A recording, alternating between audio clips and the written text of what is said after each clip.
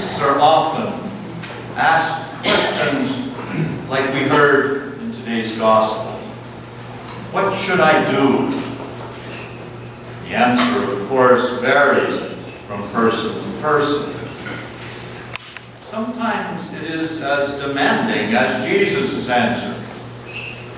Give your all to God. Accept the special call to priesthood or monastic life.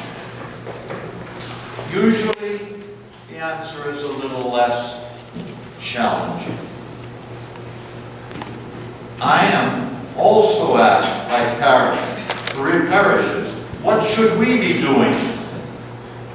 The answer, of course, varies from parish to parish. Usually, the answer is to discern the will of God with honesty.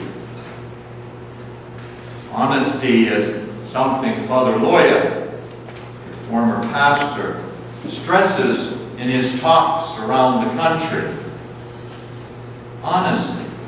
If you're really honest with yourself and with your circumstances, you will realize the will of God for you. Today we continue to celebrate the Dormition of the Mother of God, the Theotokos. Mary didn't have to ask the question. She was told without asking, what should I do? What will happen? Her question was just how. How could it be? She was given a very, very special calling, a very special task. She conceived God into the world of humanity. But before she conceived the human body of Jesus Christ, she accepted into her faith, and with faith consented. And the faith preceded the action. How important that was, that she developed that relationship, that faith relationship with God, that she had certainly known as a Jewish girl.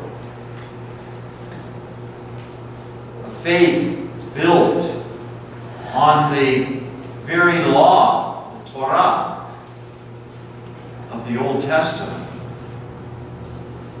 That faith became even more intimate to her and more important to her, closer. We may say that her relationship with God became familiar. A word that comes from family. Indeed, she became the very mother of God. What a wonderful thing. But it was a physical relationship built on a spiritual faith relationship. She began with trust.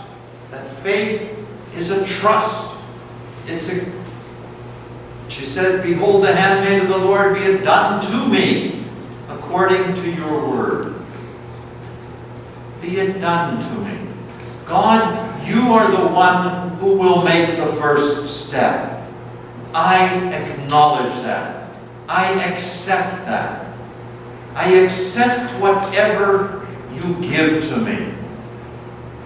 This is so important for Mary, to be the one who would give birth to God. That she would have that faith which is trust. But then she takes that faith and puts it into practice. Her life is a journey, a long experience. And that practice of cooperating with God.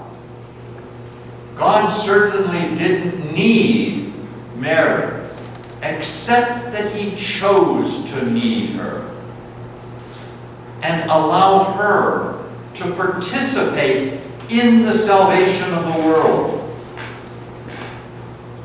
We know that Mary gave birth, but then continued to walk with Jesus right up to the cross. In those first days, we see Mary in most icons holding Jesus, the infant Jesus. This infant that means unable to speak. Then if the infant is unable to speak, who speaks for Jesus? Mary. She spoke for him at the marriage of Cana when she told the people, do whatever he tells you. Her faith was not just an acceptance, it was a putting into practice. And that faith was a relationship with God that began with her conception and cannot end. And so, in the course of the year, beginning now shortly in September, we'll celebrate the conception of Mary and then the birth of Mary. Various times throughout the year we'll celebrate other feasts which mark steps in her life. And then again, next August, we will celebrate her dormition, her death. And then in October, her protection. This journey with God began but cannot end. You and I, each of us, is called to follow Mary's lead and answer the call that Jesus gives us. Mary could say that she was following the steps of her Son, and we as well follow his steps. But we use Mary to help us to see how, as a human being, we can follow the steps of a divine human Jesus.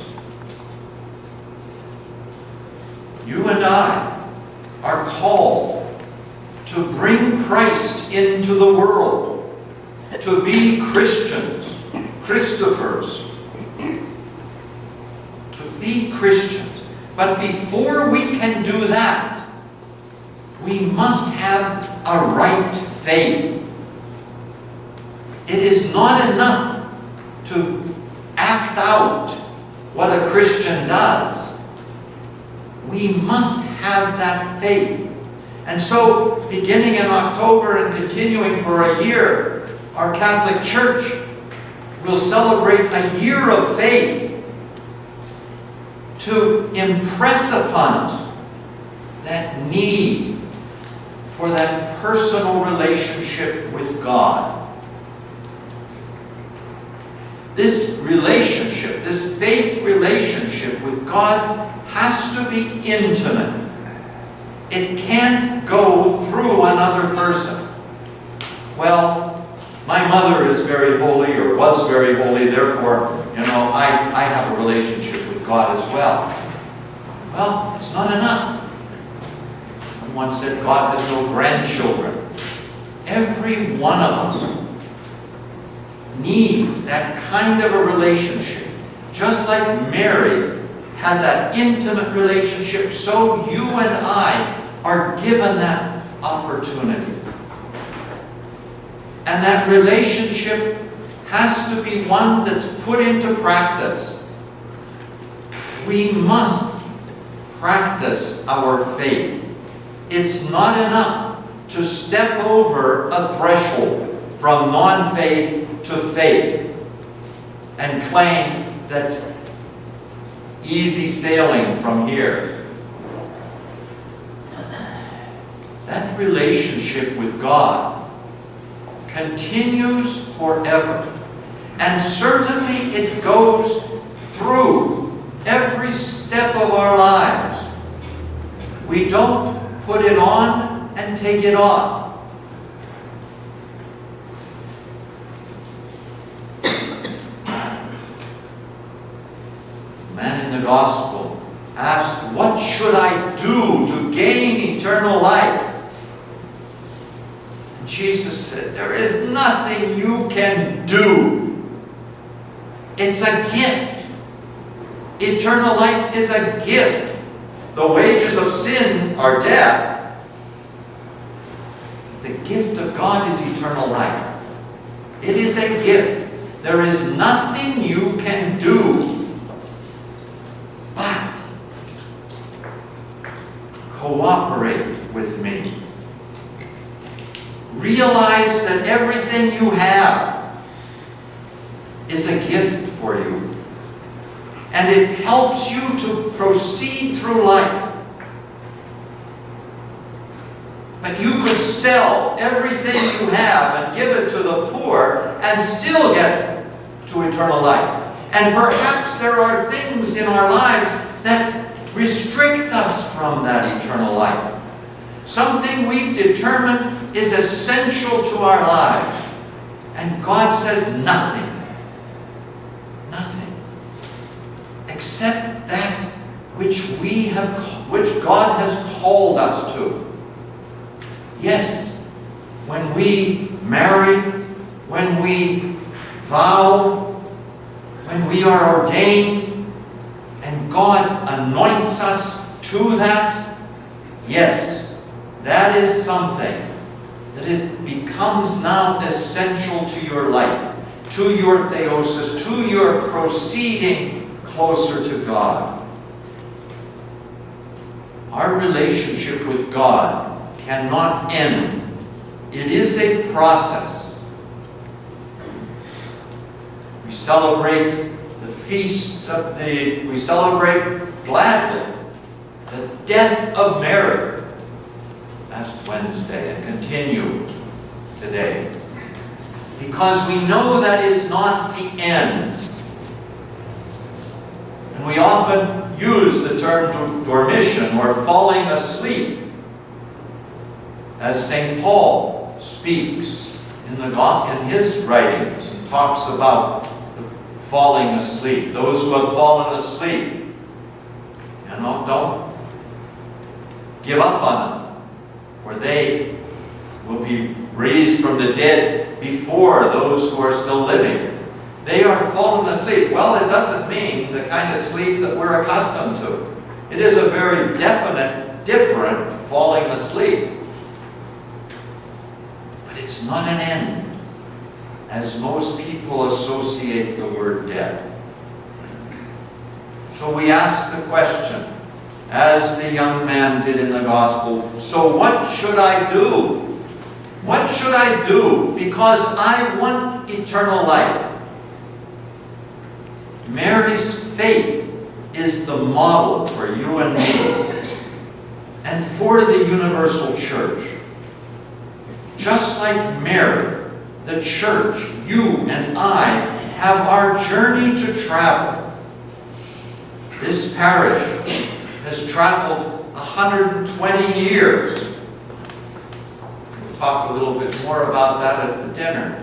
But the parish also continues on its journey, doing the work of God, accepting the gifts that He has for us. We have a journey to travel. And like Mary's life journey, it will be demanding. It will ask of us things that we think are impossible. It will ask of us things that are so painful as watching her Son being crucified. Things that we may believe from a human vantage point as being the end. as she approached that death. It will lead through suffering, your life and mine, and it will include death.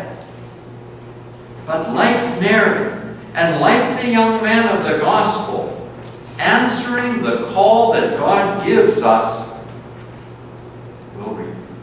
will lead to eternal life. Glory to Jesus Christ. Glory